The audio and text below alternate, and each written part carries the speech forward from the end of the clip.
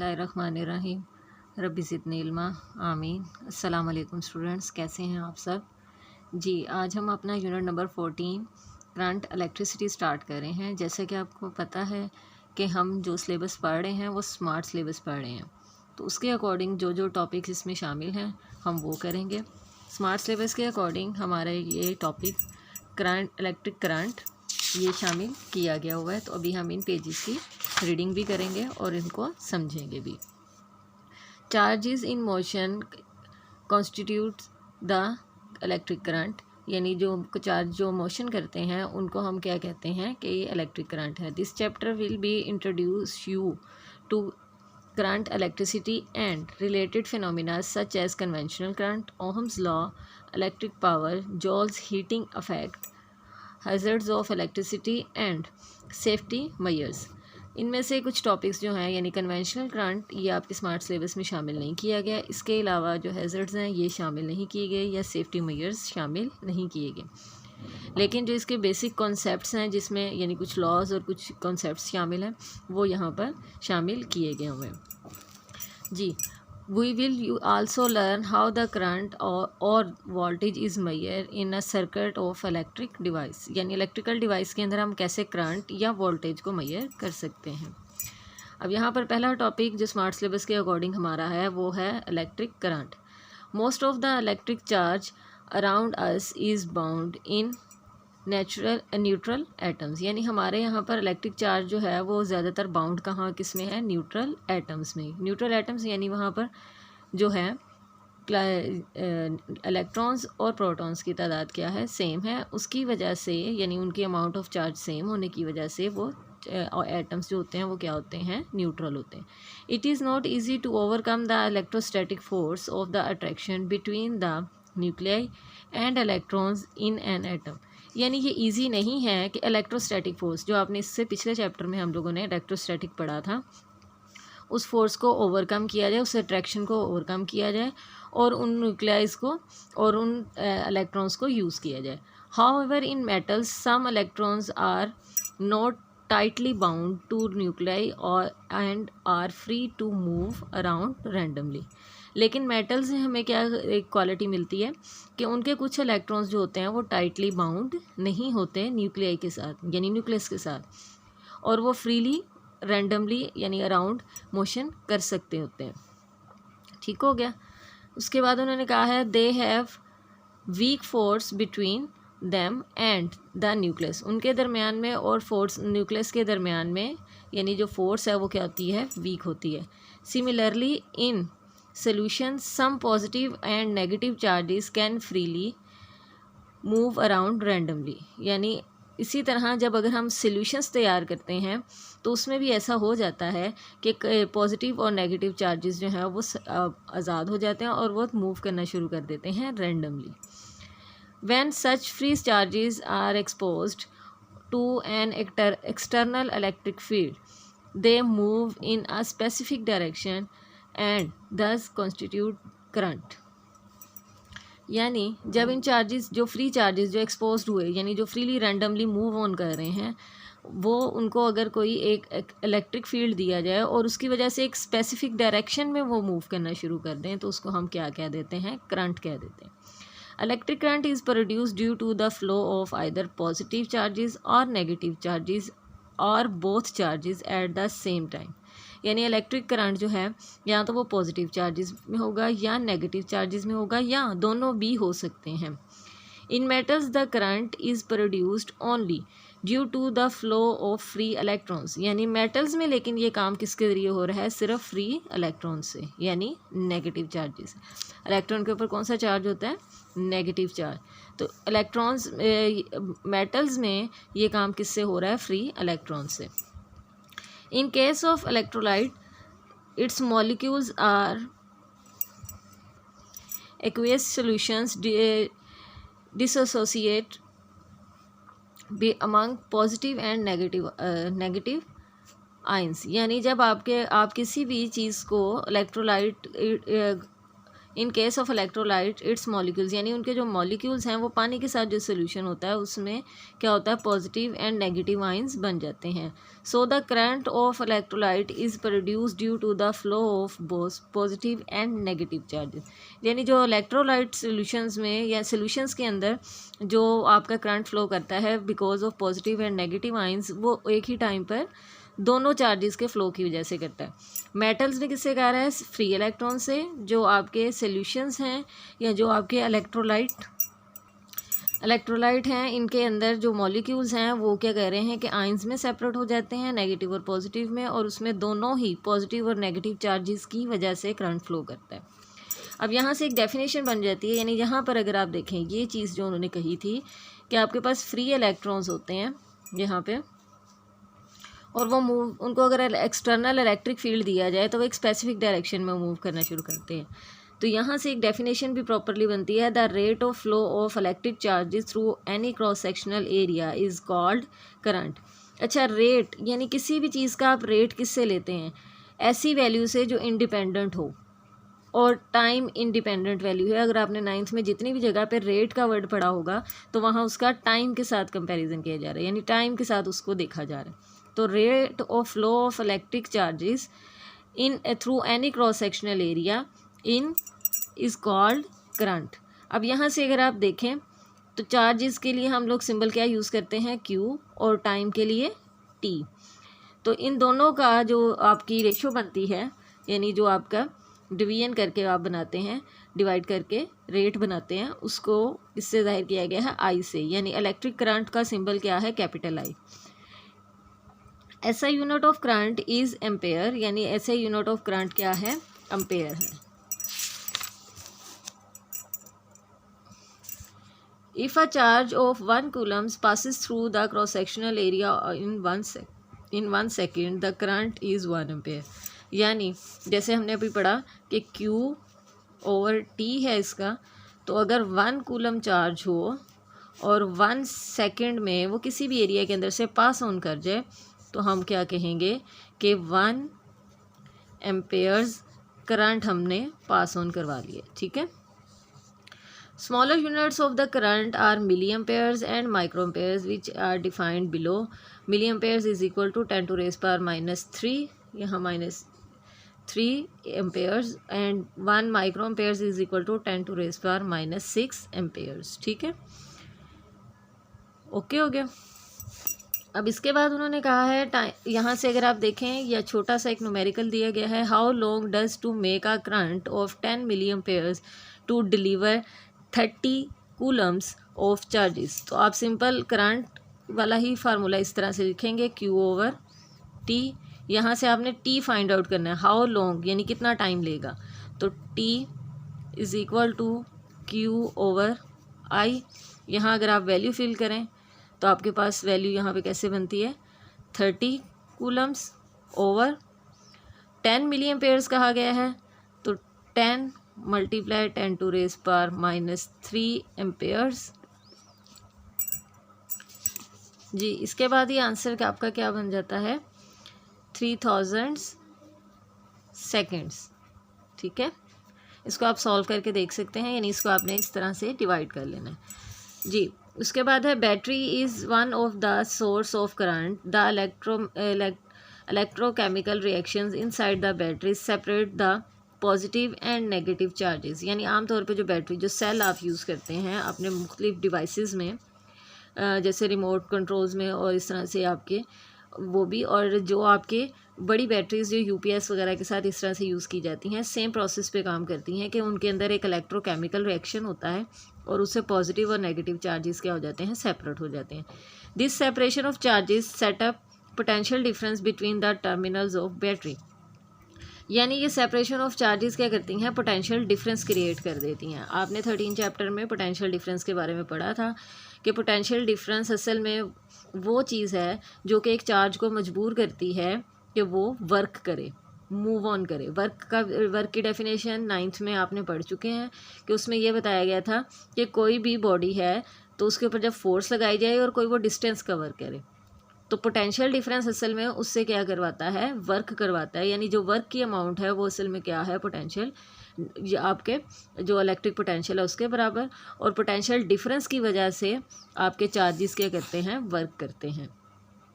When we connect a conducting wire across the terminal of battery, the charges can move from one terminal to the other due to the potential difference। यानी potential difference की वजह से charges जो हैं वो एक terminal से दूसरे टर्मिनल की तरफ मूव करना शुरू करते हैं। The chemical energy of a battery changes to the electrical potential energy, यानी केमिकल एनर्जी किस में कन्वर्ट होगी, इलेक्ट्रिकल पोटेंशियल एनर्जी में। The electrical potential energy decrease as the charge moves around the circuit, यानी आपकी जो इलेक्ट्रिकल पोटेंशियल एनर्जी है वो डिक्रीज़ होना शुरू हो जाती है जैसे ही आपका चार्ज जो है वो मूव करना शुरू करता है।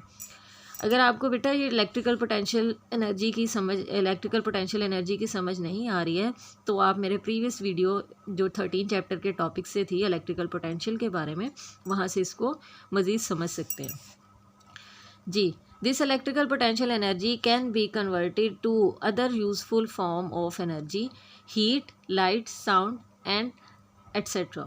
यानी आपकी जो इलेक्ट्रिकल पोटेंशियल एनर्जी है ये सिर्फ इसमें इलेक्ट्रिसिटी में ही क्या या चार्जेस की मोशन में क्या कन्वर्ट होती है, उसके साथ साथ ये हीट, लाइट, साउंड और इसके अलावा और भी फॉर्म ऑफ एनर्जी में कन्वर्ट हो सकती है।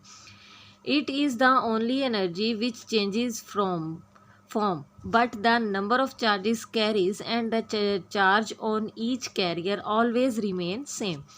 यानी एनर्जी की फॉर्म चेंज होगी लेकिन चार्जेस का नंबर यानी नंबर ऑफ चार्जेस उनकी तादाद चेंज नहीं होती है, वो हमेशा क्या रहती है, सेम रहती है।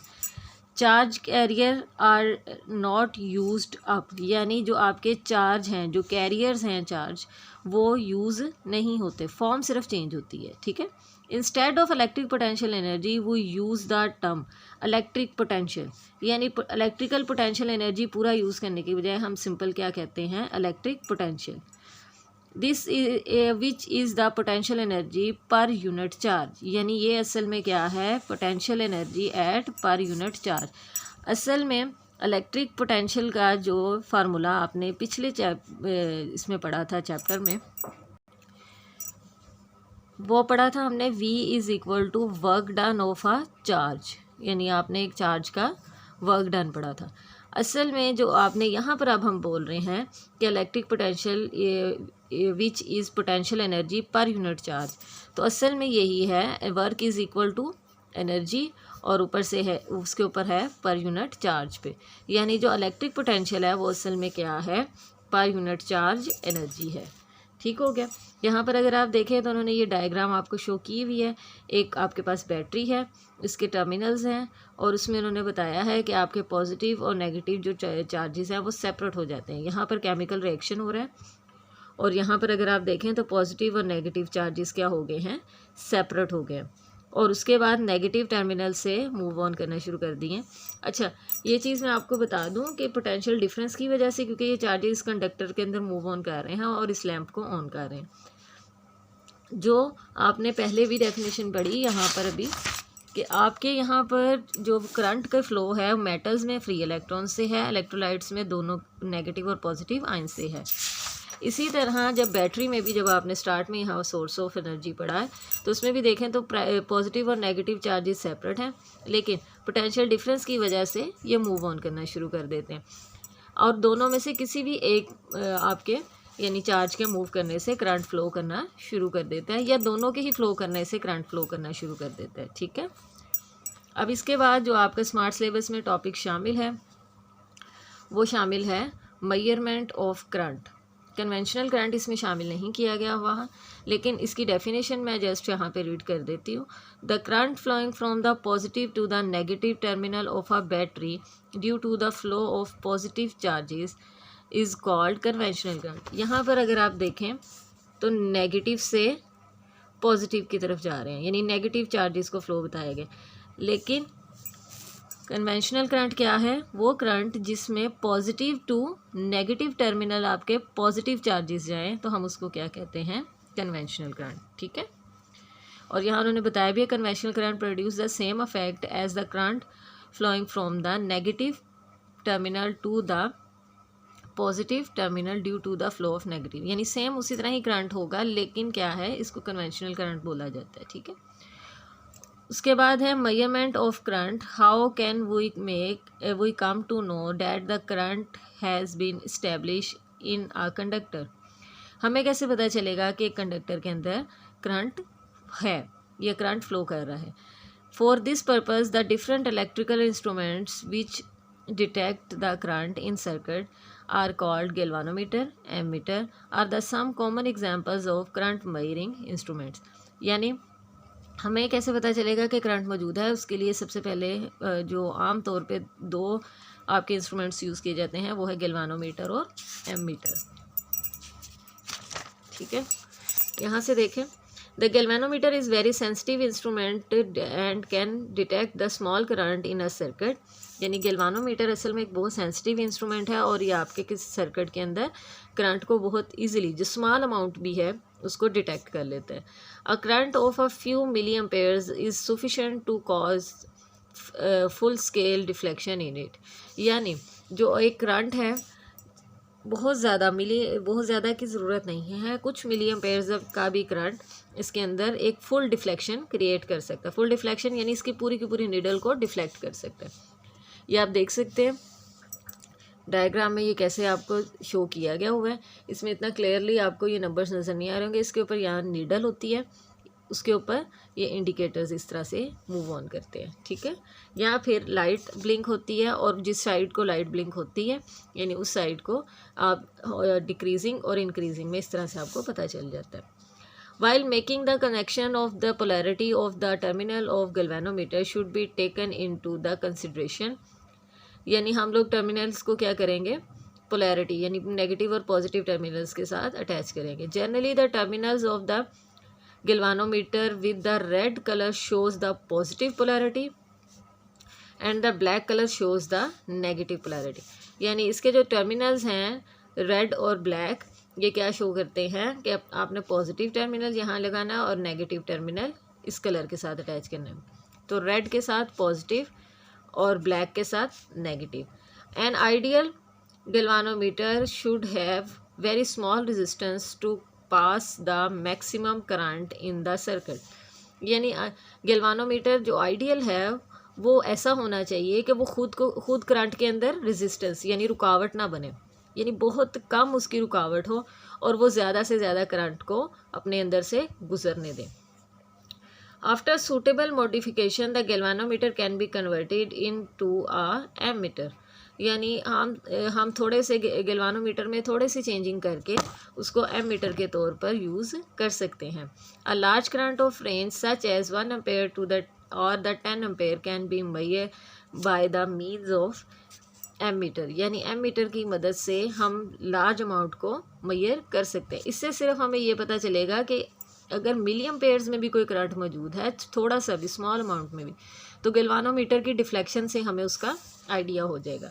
लेकिन अगर आपने बाकायदा इसकी मेजरमेंट लेनी है और ज़्यादा अमाउंट में है वो करंट, तो वो हम किससे ले सकते हैं, एमीटर से, ठीक है। यानी एमीटर की सेंसिटिविटी या एमीटर का फंक्शन जो है वो गैल्वानोमीटर जैसा ही है, लेकिन उसमें थोड़ा सा चेंज किया जाता है, उसको इम्प्रूव किया जाता है। Like galvanometer, ammeter also connected in series, so the flowing in the current flowing in the circuit also passes through the ammeter.